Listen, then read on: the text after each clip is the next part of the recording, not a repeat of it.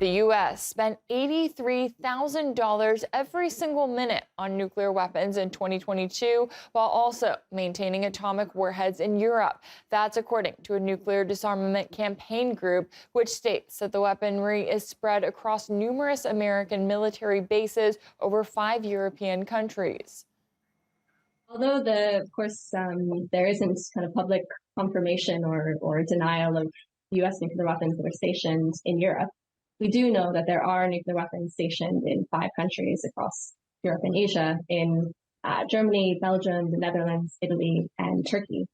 And civil society independent experts estimate there's about 100 to 150 warheads stationed across these countries at U.S. air bases. This is a think tank that works closely with the United Nations to promote the UN's nuclear weapons ban treaty. They're the international campaign to abolish nuclear weapons based in Geneva. Now, they're revealing here that the U.S. has its nuclear weapons stationed in Europe, specifically in Belgium, Germany, Italy, the Netherlands, and Turkey. And this isn't something that the U.S. tends to talk about, brag where the U.S. has the spokes of its nuclear umbrella and how far they extend across the planet. Instead, Washington and its allies are usually talking about Russia and Russia's recent decision, notably, to transfer tactical nukes to one single ally, Belarus. We strongly condemn the arrangement.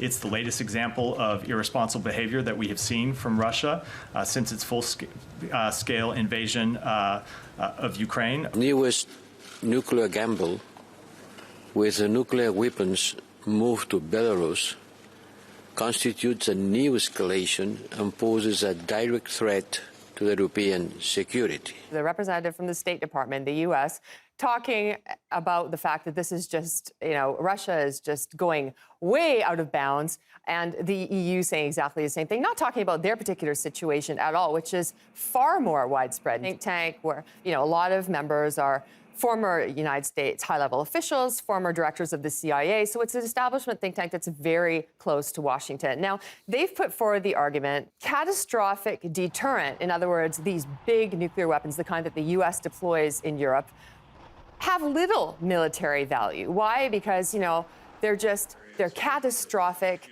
They're meant to be a deterrent. They're not actually meant to be used. And that's exactly why the U.S. freaks out when Iran develops nuclear weapons or when they hear about North Korea potentially getting nuclear weapons or any other country that they might want a regime change. They know that that is an insurance policy against regime change because nobody really wants to deploy nuclear weapons. But they also argue that tactical nukes, the kind that Russia is planning to deploy inside its ally, Belarus, they're saying, well, those are actually usable nukes because, they're little nukes, like cute little things. You can just, boom, blow up a desk. It does a little damage, but, they're deployable. Come on, give me a break. I mean, they still have a radiation yield.